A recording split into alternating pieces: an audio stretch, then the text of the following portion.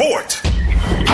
Ni Hulma o task force si outgoing Cebu City Mayor Raymond Alvin Garcia alalosab kini sa gihulga karon sa Monkeypox dinhi sa Nakbayan sa Sugbo. Ang gabaog task force pinagino na napatuman kini pinaginausab sa executive order nga gipirmahan ni Cebu City Mayor Raymond Alvin Garcia din gipanguluhan kini mismo sa maog mayor laki mo sa city health officer nga si Dr. Daisy Fina og ang vice chairman ug ang acting city administrator nga si Christine Joyce Batukan isa mao'y co-vice chairman sa usab nga task force.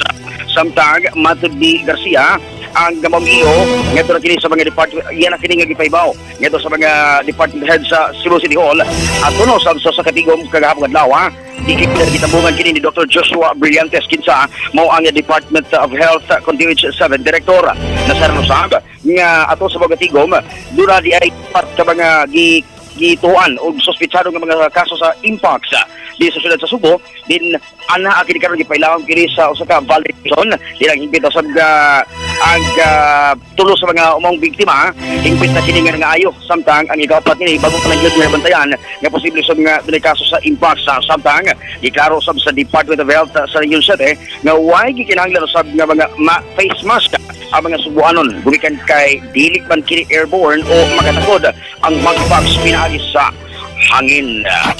Report ikan sa Cebu City Hall. Kini sa Clinton Taco sa 93.9 IFM. Di kapuga sa magkatong sa nagunang balita. Tatak IFM Balita.